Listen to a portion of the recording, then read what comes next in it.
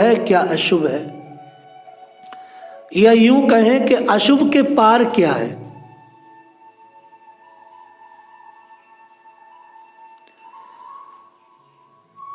शुभ का संबंध कोई नीति से नहीं है, शुभ का संबंध कोई नीति से नहीं है, क्योंकि नीतियां हमेशा बदलती रहती हैं।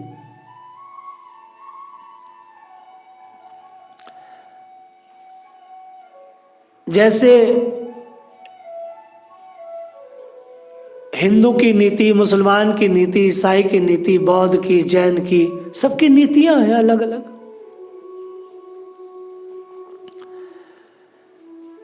नीतियां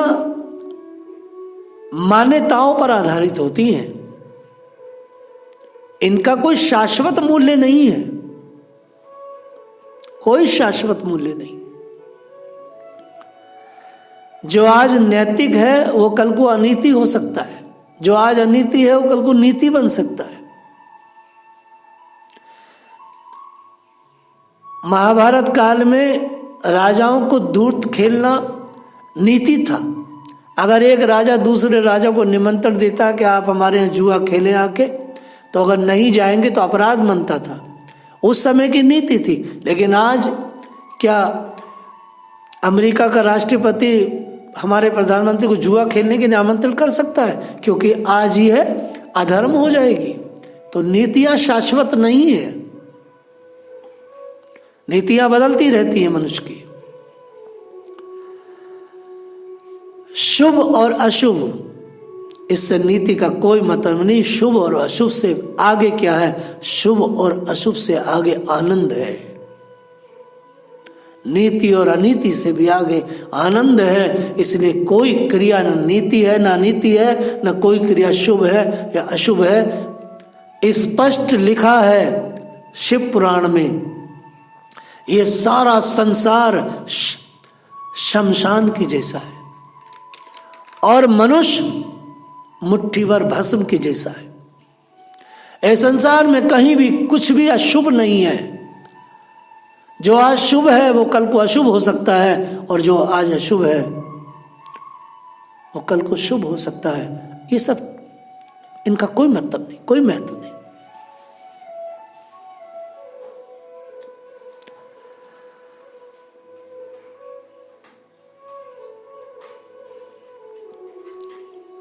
वासनाएं प्रकृति की देन है।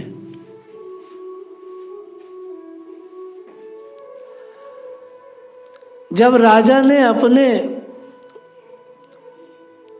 10 पुत्रों से कहा, प्रचेताओं से, कि हे पुत्रों, तुम विवाह करो, मेरा योगदान करो सृष्टि के उपक्रम में,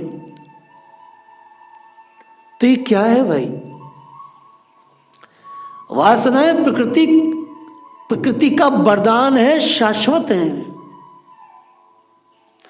क्योंकि हम उपनिषद में देखते हैं एको बहुश्याम, भगवान अकेले तन्हा रहते हैं, लेकिन परमात्मा में वासना जगी कि मैं 2 हो जाऊं, और जैसे ही उनकी वासना जगी तो उनकी वासना का रिजल्ट ही हम सब हैं। ये सारा संसार जो दृष्टिगोचर होता है, ये ठाकुर जी की वासना का ही विस्तार है। इसलिए मैं कह रहा हूं कि वासनाएं जो है प्रकृति की देन है, प्रकृति का दान है, स्वाभाविक है, स्वाभाविक है, स्वाभाविक है, नैसर्गिक है, प्राकृतिक है। परमात्मा के विस्तार का नाम ही संसार है। जितने भी संसार में पुराने शास्त्र और वेद उपनिषद हैं, यही सूचना देते हैं कि सारा संसार परमात्मा की वासना का ही तो प्रतिरूप है। उनकी इच्छा जगी, इच्छाएं क्या, वासना ही तो है। अब इसमें आपके यहाँ के साधु संत कहते सद वासनाएं, असद वासनाएं, शुभ वासनाएं, अशुभ वासनाएं, उपनिषद कहता है ना कोई शुभ वासना है, ना शुभ है, ना सद है, ना सद है। वासना तो वासना ही है और प्रकृति की देन है और नैसर्गिक है और परमात्मा की खिलावट है। हम प्रेषिताओं की कथा सुन रहे हैं। भागवत को मैं एकदम से अलग ढंग से गाता हूं, आप लोग जानते ही हैं।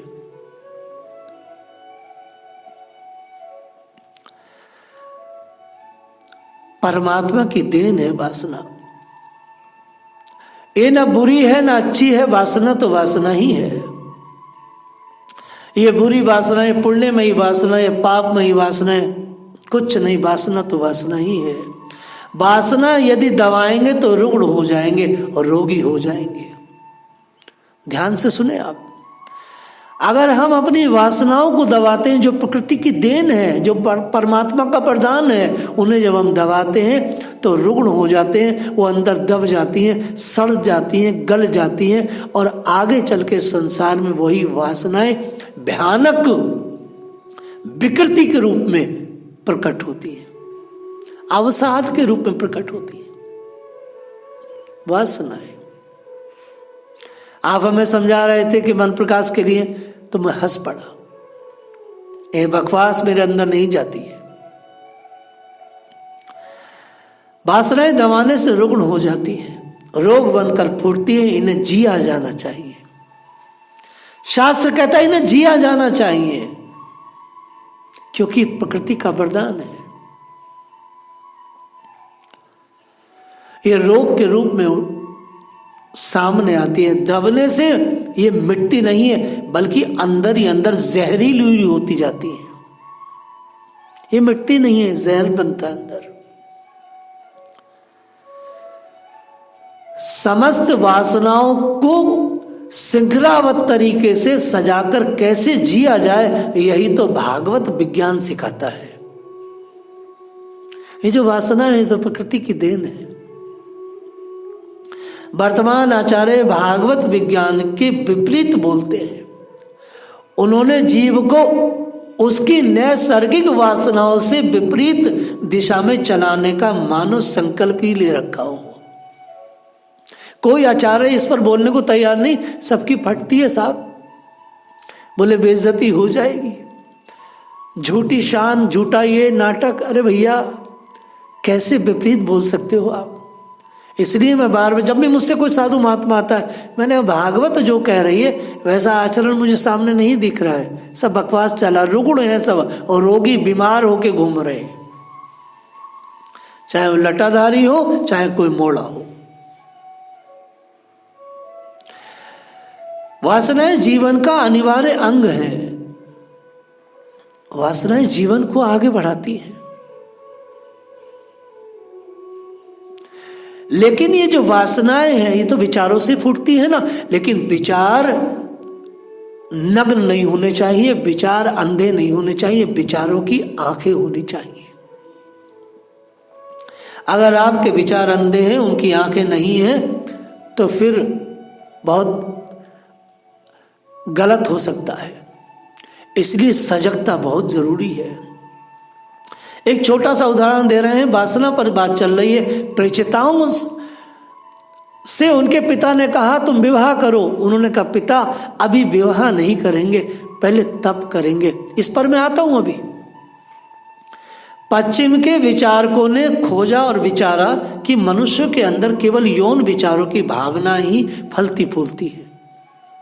ये पश्चिम का दर्शन है, हम सब जानते हैं, मैं इस पर ज्यादा चर्चा नहीं कर रहा हूं। पश्चिम का हर बड़े बड़े दार्शनिक ने कहा कि मनुष्य के दिल और दिमाग पर केवल यौन वासनाओं का भूत रहता है। जब यौन वासनाओं का भूत ही रहता है, यह तथ्य है, वाकई में यह बात सच है, यह तथ्य है। लेकिन ये तथ्य है, बात सच थी। और उन्होंने क्या किया, पश्चिम के लोगों ने, उन्होंने मैथुनी जीवन का विस्तार किया और वहां पर कोई भी रिलेशनशिप ना हो सकी। केवल एक ही बात थी, मैथुनी रिलेशनशिप। और उससे पता क्या हुआ? उससे ये हुआ कि वो रोगी बन गए, वो अवसाद में चले गए, वो विकृत हो गए। क्योंकि वो ये तथ्य है कि मनुष्य में बहुत सारी वासनाएं हैं इस तरह की, लेकिन इस तथ्य से आगे सत्य है। और हमारा वैदिक लिटरेचर उस तथ्य से आगे सत्य की बात करता है। वो उसमें डूब गए मैथुन में, इसलिए नष्ट हो गए। और हमारे ऋषियों ने इनको माना कि ये प्रकृति की खिलावट है, ये उसकी देन है, अनमोल रत्न है वासनाएं, इनके बिना मनुष्य का जीवन लयबद्ध नहीं हो सकता, बात पक्की थी। लेकिन शास्त्रों ने इस तथ्य को अति आक्रमण करना सिखाया है। इन तथ्यों पर आक्रमण कैसे किया जाए और इन पर विजय कैसे प्राप्त की जाए। इस तथ्य परक जीवन से आगे सत्य पूर्ण जीवन है, जहां अवसाद नहीं है, जहां आनंद है। प्रेषिताओं की कथा यही सिखा रही है। जब पिता ने कहा कि पुत्र तुम विवाह करो, तब प्रेषिताओं ने कहा पिता हम पहले तप करेंगे। और कहते हैं तुल्यनाम व्रता सर्वे धर्म स्नात प्रचेत सहा। वह सारे के सारे भाई उन्होंने समुद्र में प्रवेश किया, समुद्र में जाना तय किया। समुद्र में जाकर के उन्होंने तप शुरू किया। ये समुद्र क्या है? श्रीमद् भागवत की जो भाषा है वह अलंकारित भाषा है। वेद की भाषा अलंकारित है, उपनिषदों की भाषा अलंकारित है। इसे समझना आसान नहीं है। समुद्र से अर्थ तात्पर्य यह था, उन 10 प्रेषिताओं ने संसार समुद्र में डूब करके तप शुरू किया। अरे कहां जाओगे रे भाई? आपको तपस्वी बनना है तो तप कहां करोगे? संसार में जाके ही तो करोगे। चाहे वन में जाओ, एकांत में जाओ, संसार तो सब जगह है साहब। आप वन में जाएंगे तो चिड़ियों की चहचहाहट है, वनराज की दहाड़ है, सर्प है, सब कुछ है। आप संसार में जहां भी जाओगे पूरा समाज आपके साथ है। बस यह शक्लें बदल जाती हैं, लेकिन आत्माएं तो सब जगह ही हैं। संसार सागर में जाकर को उन्होंने अपने आप को कैसे रहना है, क्या सीखना है, कैसे बोलना है, क्या देखना है, क्या खाना है, कैसे मैथुनी जीवन जीना है, यह सब उन्होंने सीखा तप से। प्रेषिताओं ने तप करने का विचार किया और संसार सागर में कूदे तप करने के लिए। मार्ग में प्रेषिताओं को श्री महादेव जी मिले। भगवान शंकर का समागम हुआ। जब मनुष्य अपने जीवन को संसार सागर में उतारता है और दृढ़ प्रतिज्ञा करता है कि किस तरह से पिता ने कहा है विवाह करना है, तो विवाह का प्रशिक्षण कैसे मिले? विवाह का प्रशिक्षण देने के लिए तो शिव पार्वती हैं। संसार का पहला योगी, आदि योगी भगवान शिव शंकर। संसार की पहली योगिनी माता मां पार्वती। इनकी उपासना के बिना, इनके दर्शन के बिना, इनके प्रशिक्षण के बिना, इनके उपदेश के बिना, इनके लेक्चर के बिना कोई व्यक्ति कैसे संसार सागर को पार कर सकता है? भगवान महादेव से उनका समागम हुआ। भगवान शंकर ने उन 10 भाइयों को एक साथ उपदेश दिया।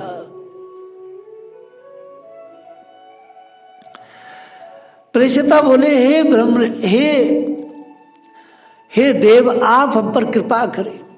और प्रेषिता बोले, प्रेषिताओं से भगवान बोले हे ब्रह्म ऋषियों, मैं तुम्हें सार युक्त बात बताता हूं। सबसे बड़ी बात तो यह है कि मेरा दर्शन बड़ा दुर्लभ है, आसानी से मैं किसी के हाथ नहीं आता, लेकिन मैं तुम्हारे शिक्षक के रूप में तुम्हारे साथ सामने हूं। तुम मेरी शिक्षाएं ग्रहण करो। गुरु और शिष्य में यदि दोनों में एक जैसा भाव आ जाए, गुरु को देने का भाव आ जाए और शिष्य को लेने का भाव आ जाए, तब बात बनती है।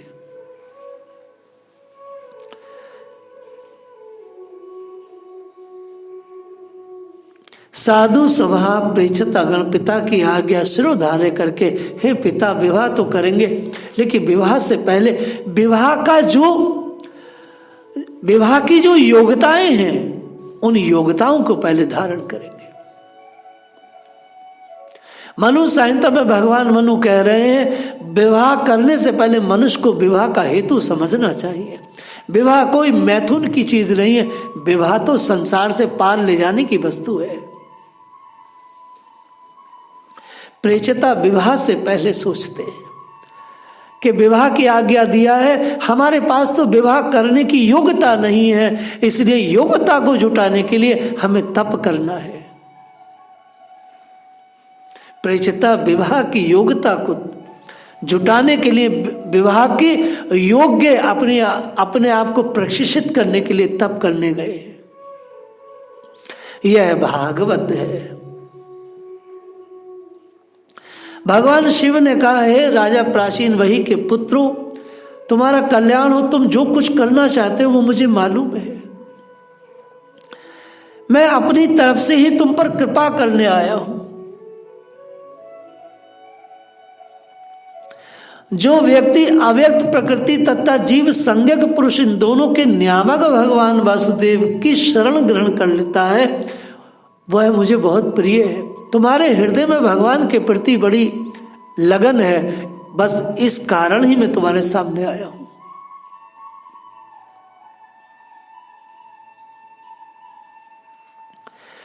तुम लोग भगवत भक्त होने के नाते मुझे भगवान के समान प्यारे हो। भगवान शिव ऐसे हैं, भगवान शिव की ये प्रसन्नता रहती है, जहां भी कृष्ण भक्त, राम भक्त देखते, विष्णु भक्त, शिव जी उन पर अपना प्रेम लुटाते हैं। मां पार्वती अपना दुलार लुटाती है। शिव जी का व्रत है, जो भगवान के भक्त हैं उनको मैं तत्व दूं, उनको मैं भाव दूं। भाव भक्ति, तत्व भक्ति तो शिव ही उसके प्रदाता है।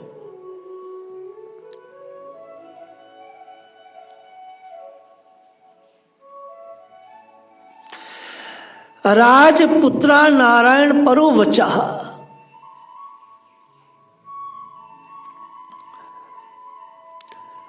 उन सब राजपुत्रों को, वो दसों जो राजपूत थे, जो राजा के बेटे थे, शिव भागवत जी में राजपुत्र आया है। राजपुत्र को ही आगे चल के राजपूत कहा गया। राजा के पूत, राजा के पुत्र, वो दसों राजपुत्रों को भगवान शिव ने एक सुंदर स्तोत्र सुनाया। शिव ने प्रेषिताओं को स्तुति सुनाई, उसमें 36 श्लोक हैं।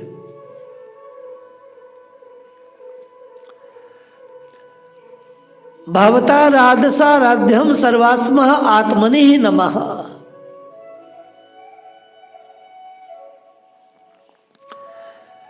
भगवान रुद्र स्तुति करने लगे, भगवान आपका उत्कर्ष उच्च कोटि के आत्मज्ञानियों के कल्याण के लिए, निजानंद लाभ के लिए है, उससे मेरा भी कल्याण हो। आप सर्वदा अपने निर्तिशय परमानंद स्वरूप में ही स्थित रहते हैं। ऐसे सर्वात्मक आत्म स्वरूप आपको नमस्कार है। यह उस स्तोत्र का पहला श्लोक है और सारा पूरा का पूरा सांख्य है। जिंदगी जीने का पूरा इसमें सूत्र बताया गया है। अगर किसी व्यक्ति को अग्रस्त में जाना है तो उसको इस स्तोत्र को अच्छे से आत्मसात करना चाहिए। आत्मसात का अर्थ है कि कोई उसका पाठ पूजा नहीं करना है, इसकी प्रैक्टिस करनी है जिंदगी में। इंद्रियां, कौन कौन सी इंद्रियां किस तरह से प्रशिक्षित की जाएं, इस 36 श्लोक में पूरा विज्ञान है। अगर ये विज्ञान कोई अच्छे से सीख लेता है और फिर कोई स्त्री का संग करता है, अर्थात वह विवाह कर लेता है, तो डूबेगा नहीं। वासनाएं मनुष्य के लिए प्रकृति की देन है, परमात्मा की खिलावट है। प्रेषिताओं का जो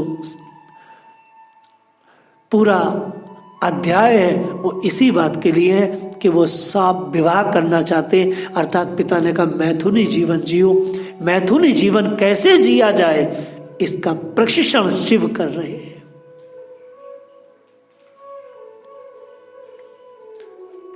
वासनाएं को छुपाने के लिए नहीं है, वासनाएं तो जीने के लिए है। वासनाओं को यदि आप छुपाओगे, उन्हें दबाओगे तो रुग्ण बन के आगे आएंगे। इसलिए गुरु लगातार पूछते रहते तुम्हारी कोई वासना तो नहीं है। मैं अक्सर पूछता हूं कि सबसे, उसका हेतु यही है, अगर जगी तो जाओ भाई, बात खत्म। ये तुम्हारे लिए पथ नहीं है। हम लगातार प्रचार करते करते दबा दबा के लोगों को ले आते हैं और उसके बाद वो सेक्स स्कैंडल बनते हैं। क्यों? अरे तुम्हारे मन में है, जाओ भाव, यहां मत रहो। इस आध्यात्म पथ को शुद्ध और पवित्र रहने दो। ये रुग्ण हो जाओगे, जहर अंदर पलेगा, आगे चल के बहुत बड़े बड़े स्कैंडल बनते हैं। इसे श्रीमद् भागवत को